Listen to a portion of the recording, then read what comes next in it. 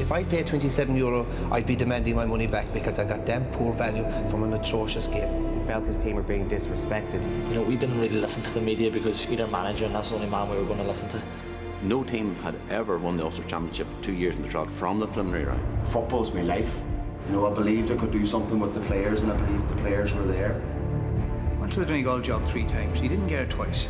That just shows you his passion for Donegal football. He didn't throw in the towel. He wanted that job. One, they were fearful of his methods. His methods were novel and controversial. It's one of those staggering turnarounds that I've seen of a sports team. There to Murphy. Great shot, great goal. It's all over. The final whistle was incredible. I mean, it was pure joy. It is the most extraordinary sporting achievement that I have seen. The dream come true.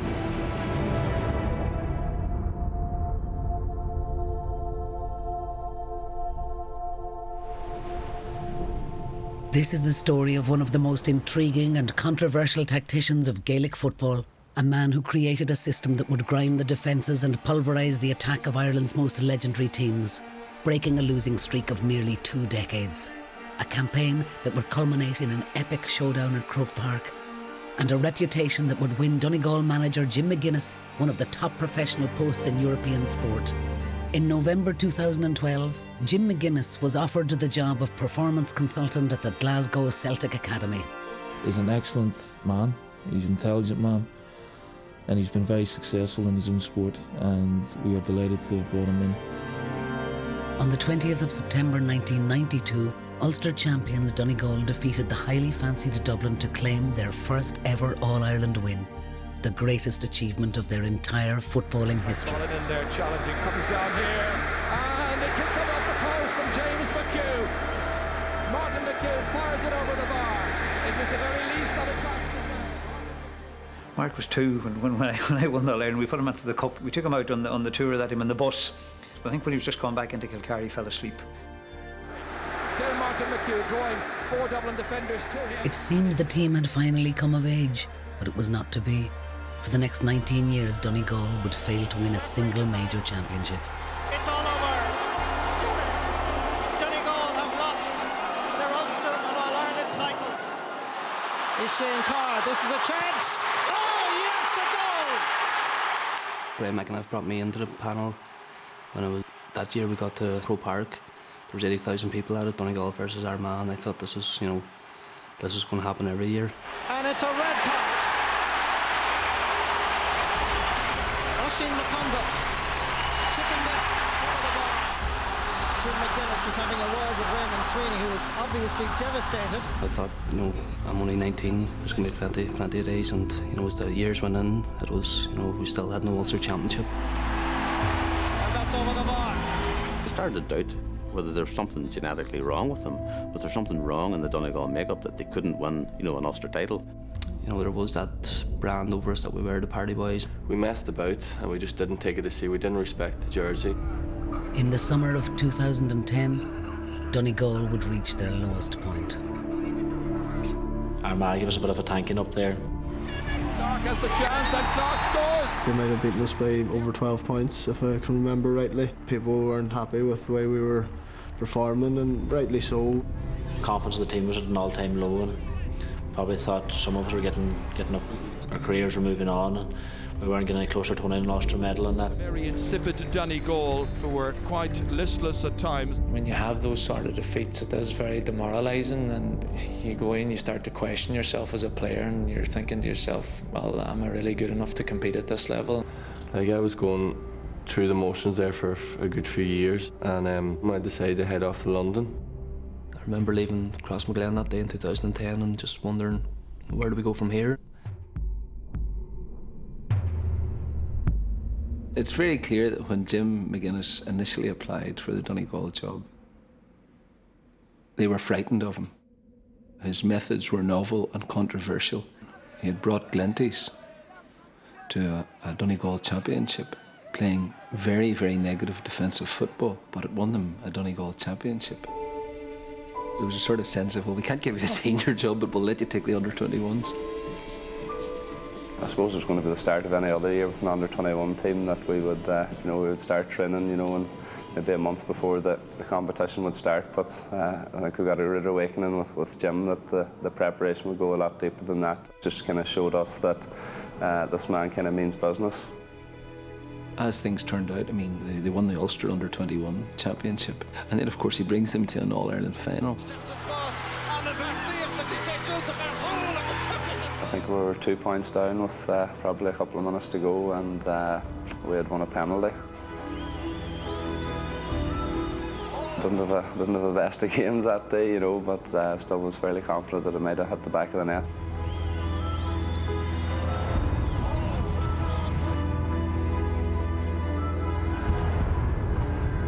It was a tough pill to swallow. You feel like you let the whole team down. I suppose most of all, you feel like you let your whole county down.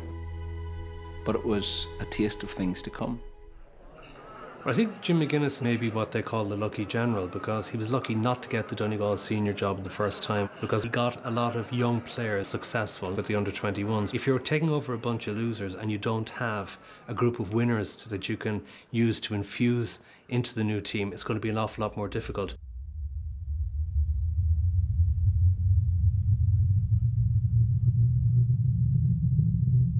Attention to Gaelic Games next, where Jim McGuinness was last night confirmed as the new manager of the Donegal senior football team. He was the only candidate whose name was in the hat. That's not surprising though when you look at the work he's done at under-21 level, winning Ulster and being beaten late on in the All-Ireland final by Dublin. He replaces John Joe Doherty. Despite the under-21's defeat at Croke Park, Jim McGuinness's stock was through the roof. He was offered managerial positions by several other counties, but his loyalty remained in Donegal. Jim McGuinness and his family live in Glenties, where he himself grew up. His wife, Yvonne, is a sister of Donegal full forward Colin McFadden. Where's Colin? There's McFadden. Let's call him there. Coming off the back of the under-21 success, we had a great sort of a bunch of lads that were very, very enthusiastic. There's a lot made of management sometimes, but the bottom line is it has to come from the players. The seniors were a slightly different animal. It might come up that, I know I'm not playing well, I know the team's not playing well, and you start to think then about the disappointments that they had, and I suppose the psychological baggage, if you like, that they were carrying as a result of big defeats and big games, So I kind of knew early on that there was a different approach going to be needed. The thing about Jim McGuinness is he went for the Donegal job 3 times. He didn't get it twice. That just shows you his passion for Donegal football. He didn't throw in the towel. He wanted that job. When Jim McGuinness took over, there was a 4-hour meeting in Downings. From what I've been told, they were convinced that they were going to win an All-Ireland. I'm sure in the whole room there was a couple of people with their mouths wide open and wondering were these plans possible. Jim said, come July this summer, you shall have an Ulster medal in your back pocket. Initially I nearly thought he was half mad, but the way Jim talked, you knew he had a plan and you knew he had belief. He looked out the window and he says, listen, that's Donegal out there. That's, the homes and the people and the lakes and the mountains and all of that. And they're waiting for a team to give them something to cheer about and get behind. And he says, we're going to be the team now to do that. He says we were ranked number 19. He said to us, get into our groups and start thinking about where we had been going wrong in the past. The easy thing is to point the finger at other people and blame people around you. But we had to start from ourselves and see where we were letting the team down. And there's a certain belief, I suppose, that came out of that very, very first meeting that said, everybody kind of put their life, I suppose, to one side and tried to give all for the cause of Donegal and row in behind us. The penny dropped with a lot of people that day,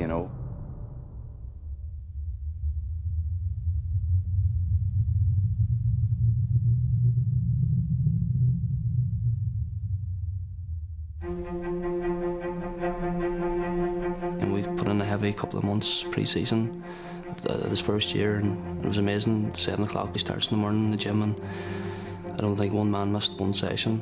Jim, had a plan that he was going to try and get us fit, and players were going to make themselves bigger or stronger, faster. I was at one of their training sessions, and it was the most grinding training that you could, imagine. It was brutal. I remember we used to come home at night and you just go straight to bed to be that tired, and you're not able to sleep because you're that sore from training. just repeating the same drill over and over and over and over and over again. The purpose of it was clear. Jim was breeding out of them habits of a lifetime. It's exactly the same with Jose Mourinho, anyone like that who's an innovator. And with Jim, it was just breeding out of them those habits, and he understood, because of his psychology background, this was the way to do it. So that in essence they were brainwashed. I don't say that in a critical way. The focus was on bringing the pride back into the jersey. And I soon regretted the decision, you know, once I seen that the boys were doing all this and they were part of something good and something powerful, you know. Jim asked me back then. So I kind of caught myself on then and got back on board again, so. In the preliminary round of the Ulster Championship, Donegal, who hadn't won a single match in Ulster since 2007, were drawn against the 2009 finalists Antrim. Neatly in as far as McHugh, and McHugh strikes into the corner of the net. Jim McGuinness, the new manager, has come in and got a first championship victory for Donegal for 4 years. It finishes at Ballybough. It was an awful game of football. You had all the symptoms of modern day football. If I paid €27, I'd be demanding my money back because I got damn poor value from an atrocious game.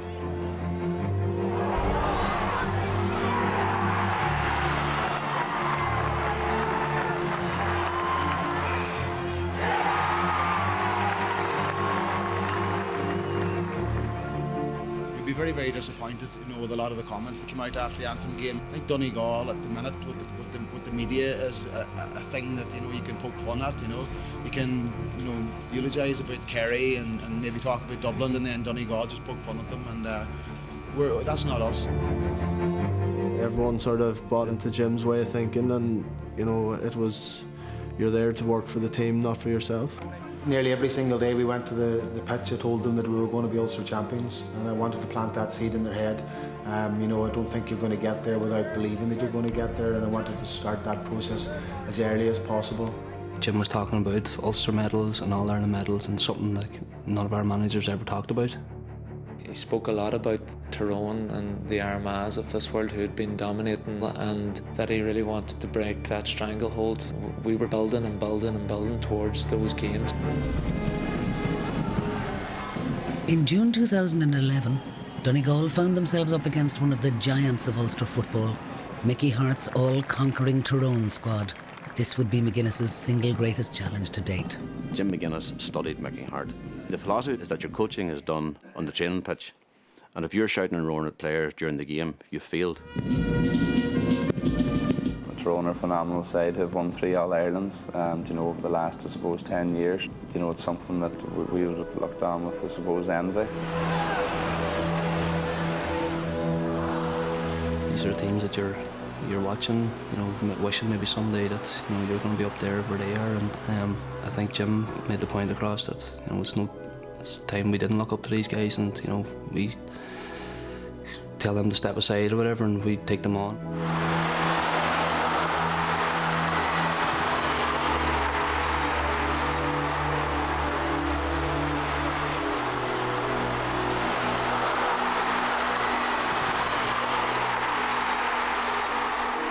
Massive victory over Tyrone psychologically, because Tyrone were like the Kerry of the North and were absolutely dominant in Ulster.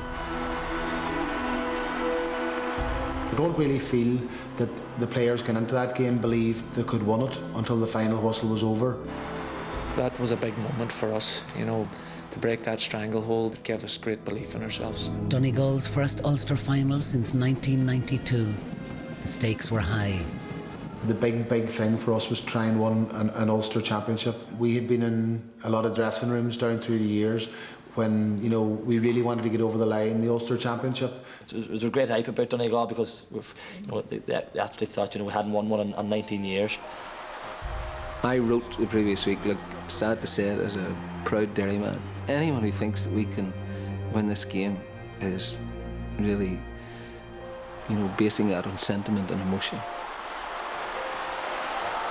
All things being equal, the best system will triumph. It will beat superior players.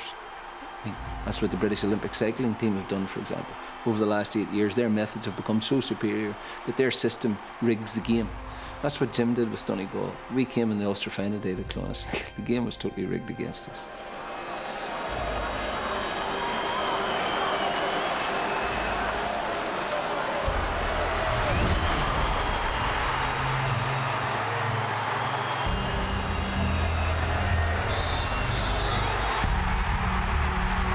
They've waited 19 years.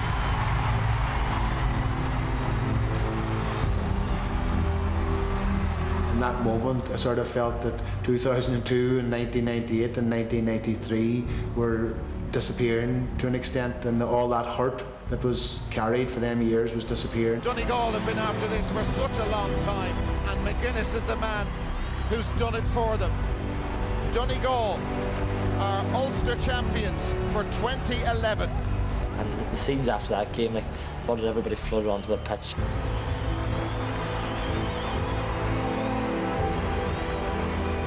All the players and the management have a great connection with the supporters, and we all enjoyed that moment together, and I think it was great for the people of Donegal to bridge that gap. To finally, bridge a 19-year gap. We're a long way since Crossmaglen last year. California, Michael Murphy of Clonswilly. Jim had told us, that day in Downings that we were going to win an Ulster final. That we did, The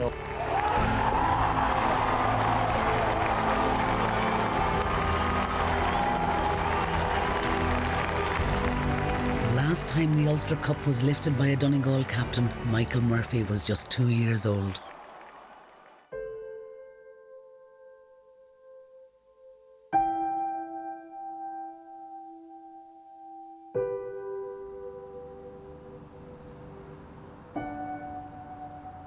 At 22, the Glenswilly boy and Donegal skipper was still a student at DCU, sharing a flat with Dublin's Paul Flynn and Cork's Aidan Walsh.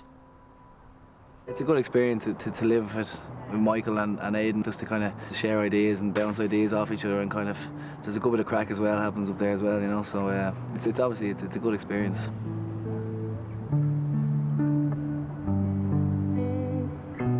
When you wear a Dublin jersey or a Donegal jersey, you're obviously just fighting for them teammates around you, and whoever's in the other jersey doesn't really matter at that stage. That friendship kind of goes out the window for that hour and a half. It was hard to believe a fella a year older than myself could be captain of a senior football team. Getting to know him, I couldn't really understand why Jim McGuinness picked him. He's a very strong character, and that's what a captain is, commanding and lead. They're born leaders, Even with training with DCU and stuff, if you're kind of having maybe an off day or something, he's the kind of lad who you kind of look to, who'd lead you on and spur you on. Soon friends would be rivals once again.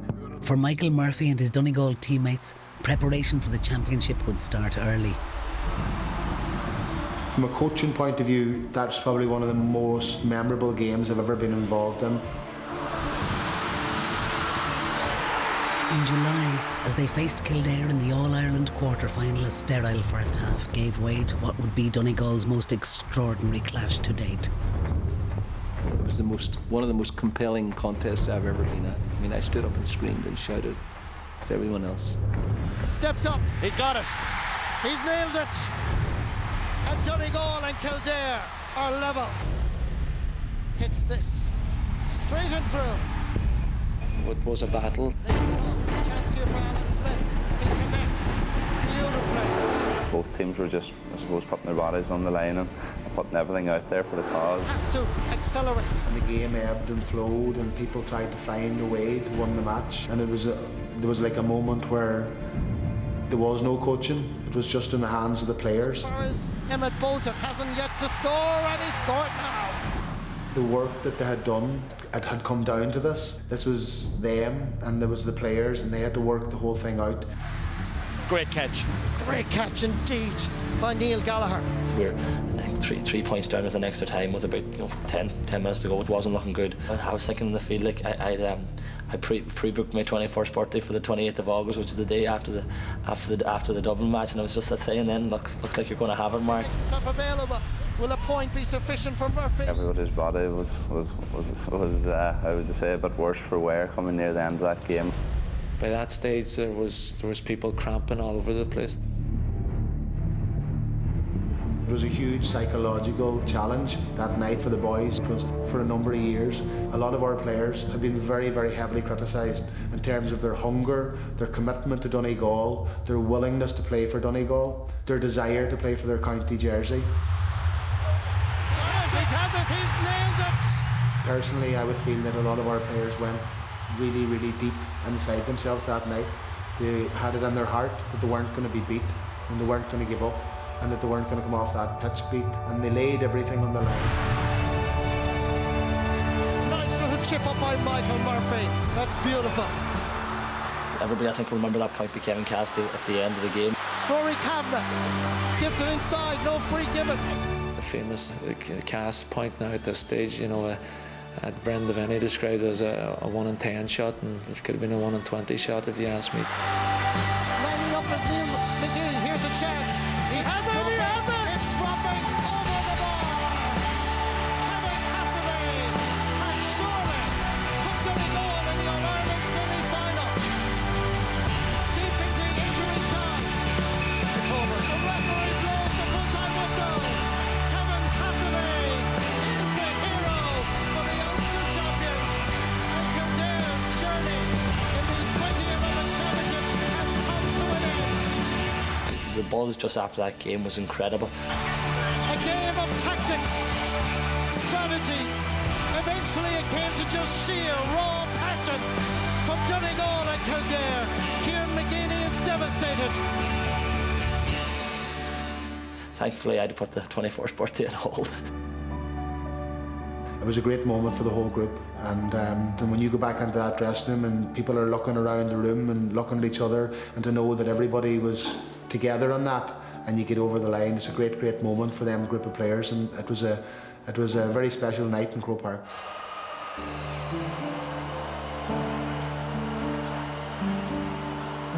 In August, facing Dublin at the All-Ireland semi-final, the performance that McGuinness demanded of his team would be the most unexpected and most controversial yet. It was the first time, my time I've ever experienced a full house in Croke Park. The noise of the crowd was incredible. It dawned on you then how big it was. We were confident, you know, their forwards were operating very well all year, but again Jim had us well drilled in what we were going to do. And the semi-final gets underway. It was jaw-dropping to witness 14 men behind the ball. Colin McFadden was their sole forward, and none of us had ever seen anything like it. From this kick out, it's fisted back by Cassidy to a support player. Ready to take it again, Michael Murphy. Swung around there by Cahill. Bernard Brogan, who's a brilliant footballer, might be lucky to get a shot off against Donegal, never mind score a point from play. I mean, it was appalling stuff. I don't know what to say. I don't know whether to laugh or cry. Nobody to aim at, absolutely nobody. Well, they talked in the build-up of this about parking the bus across the defence. They've brought the fleet with them, both teams. It's terrible to look at, it really, really is.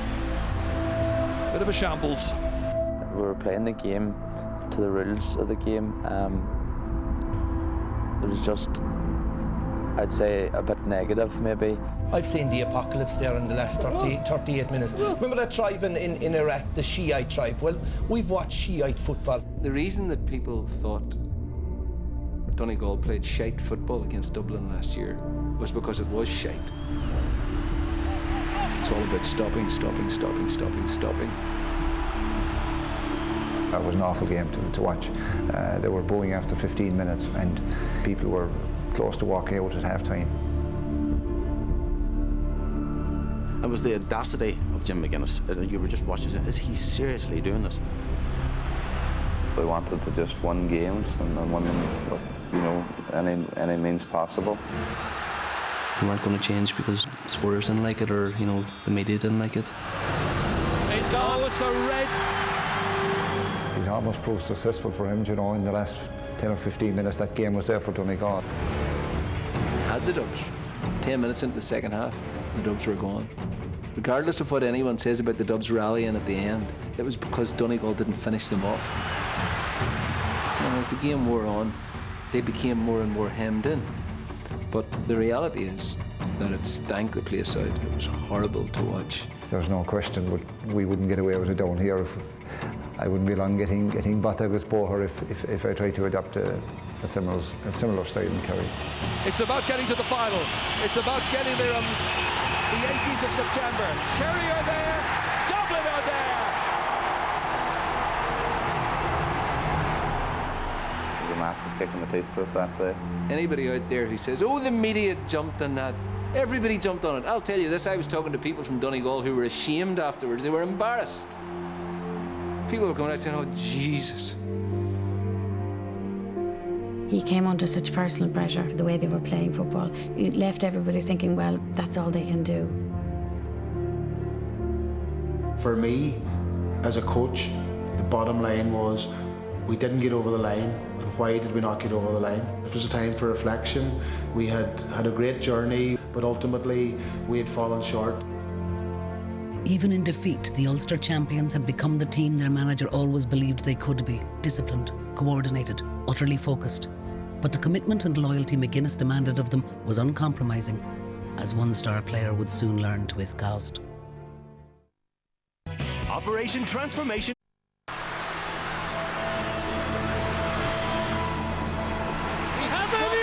It's dropping over the bar. Kevin Cassidy has surely put Donegal in the All-Ireland semi-final.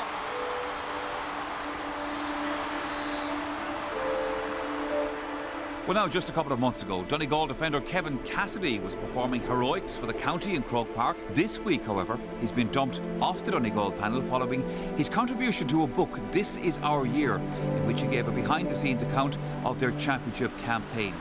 Did he cross boundaries? Kevin Cassidy, who ultimately felt the wrath of McGuinness. He felt that he had to make a statement by doing this. It doesn't matter how big a name you are, if you don't do the right things, you're not going to be involved in the setup. There is a steeliness there. It's born out of his belief that when he organises a system, you must be fully and utterly committed to the system, and if you're not, then you're out. Alex Ferguson bombed out players over the years, players who were regarded as essential to Manchester United. And I'm sure there were many people in Donegal who were saying to Jim McGuinness, look, bring Kevin Cassidy back, he's a fantastic player. But the rule had been set down by Jim McGuinness. He wasn't going to have an exception. And I suppose that then would have also told the other players that they had to continue to adhere to the rules, or they too, no matter how good they were, could have suffered the same fate.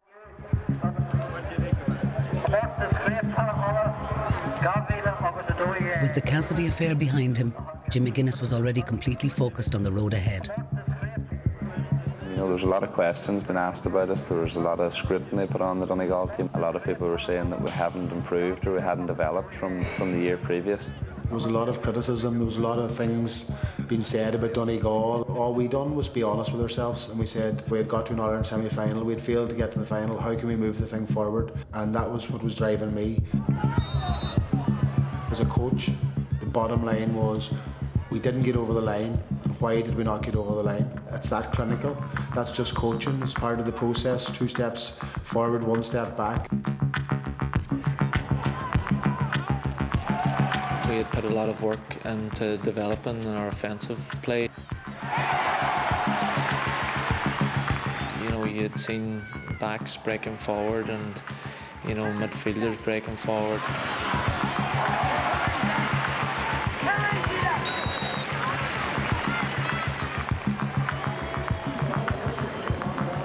But I think it was that day against Derry that really people did start to take notice of this team.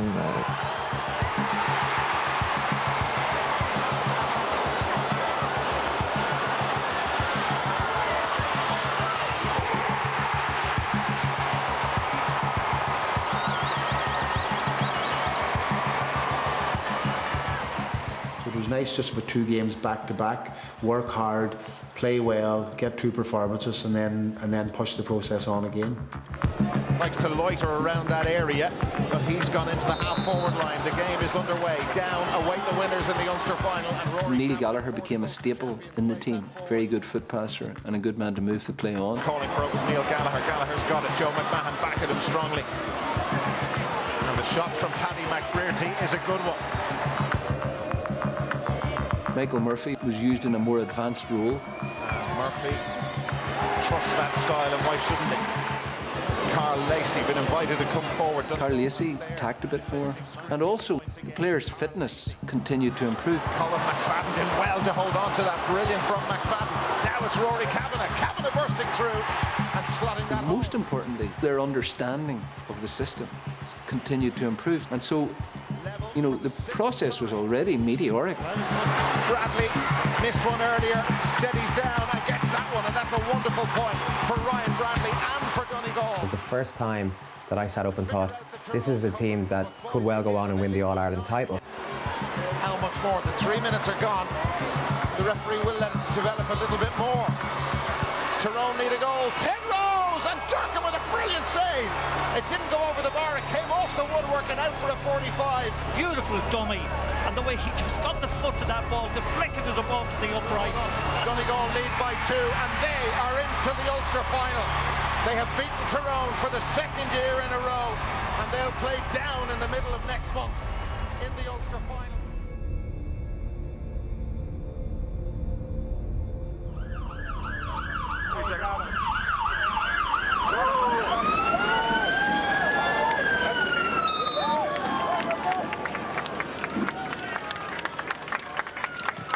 No team had ever won the Ulster Championship back-to-back from the preliminary round. Jim McGuinness, however, had set his sights high. Thundering forward here, laying it off cleverly, and it's in the back of the net, and it's Frank McGlynn who's got it. First time ever to score a goal in the championship, and what a time to do it. 2 clear goals between the teams. 50 relentless now at this stage. Christy Toy, McFadden. And McFadden has already got 3. Francis getting another one, and the umpire waves the white flag. Jim McGuinness, Rory Gallagher, Ryan Bradley and all the rest celebrate. It's all over at Clones, and this Donegal team has achieved its own bit of history, winning the Anglo-Celt Cup for the 2nd year in a row, something the fans have never seen them do before. A Donegal team with renewed belief in themselves. In just over a year, McGuinness had achieved what once seemed impossible. Donegal were now the undisputed kings of Ulster football.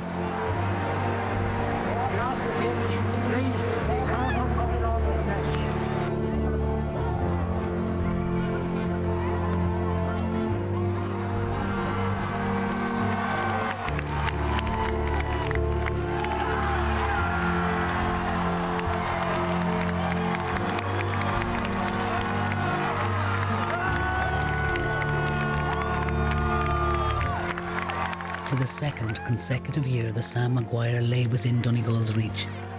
The following month, McGuinness's squad would face their most formidable opponents yet.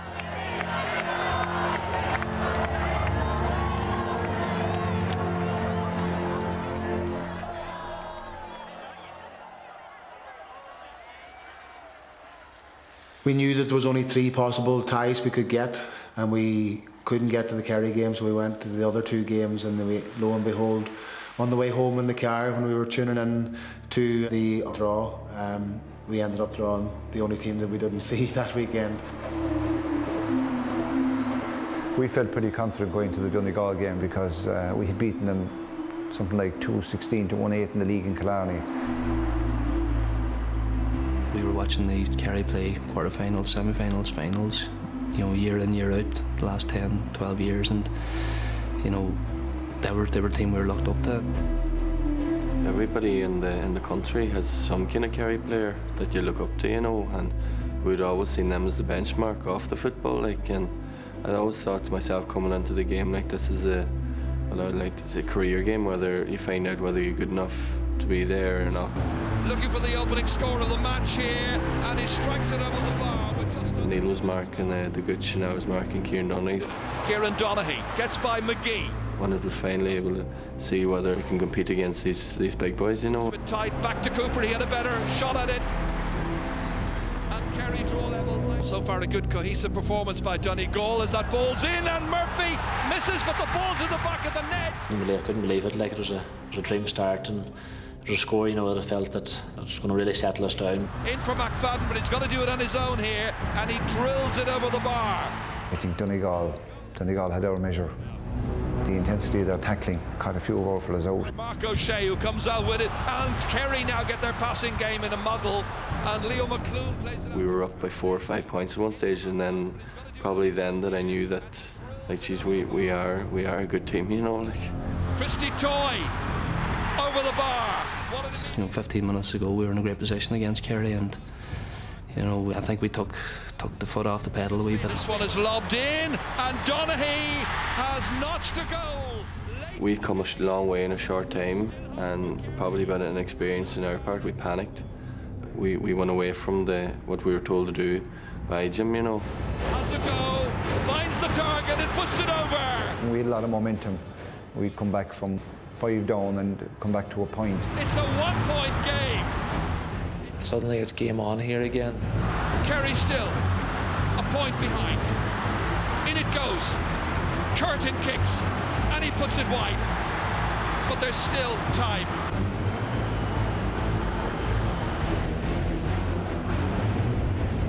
At that moment, you know, it was a kick out.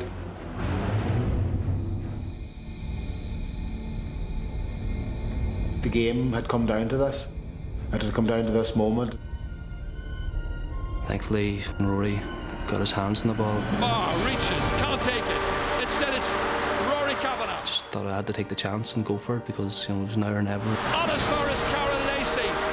And Lacey can seal it here and probably has. And that was it. That was the deal was sealed. Karen Lacey, the 27-year-old from the Four Masters. He took a chance. He had a bit of courage at the moment that it was badly needed. And the referee still allows a few seconds. It was a moment that signified the difference in us from the year previous. Donaghy has it, loses it, Donegal have it back. Karen Lacey takes it. They wait for the final whistle. There is the final whistle, and Donegal have beaten Kerry. Fantastic victory by Jim McGuinness and his team. The Donegal fans on their feet, enjoying the moment, savouring every second of this. It was just a great, it was just one of those great days, and it was 2 days after then that I sat down on the beach because we beaten Kerry, man. He comes from Glenties, man, he's winning plenty, man. He got more medals than an Olympian China, man. We beaten Kerry, man, we beaten Derry, man. We beaten anyone we meeting in the final, man. This destiny is not just written in the sand. He got a plan, he's no lucky man. Oh, Jimmy's winning, man. Rory, he's from Kilcar. He's from my own club. He wrote to me on Facebook. He said, "I wrote a song that has your name in it," and I just listened to it. And, you know, you're kind of singing to yourself all day long. So I posted up on Facebook, and then, you know, and on Twitter, and it just grew and grew and grew. A friend sent an email through and told me to check it out. And that was the first time I heard it. I think there was something like